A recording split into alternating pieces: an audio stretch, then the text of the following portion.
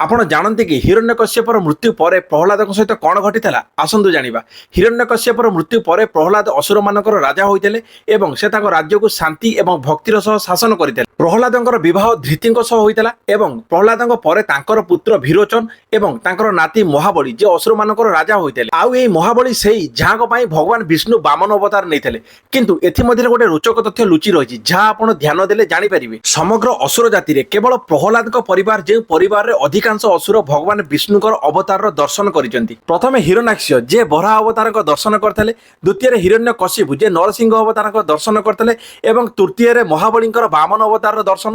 ଏଥିସହିତ ପ୍ରହ୍ଲାଦ ଯେବେ ଅସୁରମାନଙ୍କ ରାଜା ହୋଇଥିଲେ ସେବେ ସେ ଭଗବାନ ବିଷ୍ଣୁଙ୍କର ନରନାରାୟଣ ଅବତାରର ମଧ୍ୟ ଦର୍ଶନ କରିଥିଲେ। ଏହାଛଡ଼ା ମହାବଳୀ ବଳି ଚିରଞ୍ଜୀବୀ ହେବାର ବରଦାନ ପାଇଥିବା ହେତୁ ସେ କଳିଯୁଗ ଅନ୍ତରେ ଭଗବାନ ବିଷ୍ଣୁଙ୍କର କଳ୍କି ଅବତାର ଏବଂ ପରଶୁରାମ ଅବତାରର ମଧ୍ୟ ଦର୍ଶନ କରିବେ। ତ ଏହା ଥିଲା ପ୍ରହ୍ଲାଦଙ୍କ ପରିବାର ସହିତ ଭଗବାନ ବିଷ୍ଣୁଙ୍କର କିଛି ରୋଚକ ତଥ୍ୟ। ତ ଏଇଭଳି ଭିଡ଼ିଓ ଦେଖିବା ପାଇଁ ଆମ ଚ୍ୟାନେଲକୁ ସବସ୍କ୍ରାଇବ କରନ୍ତୁ। ରହୁଛି ଜୟ ଜଗନ୍ନାଥ।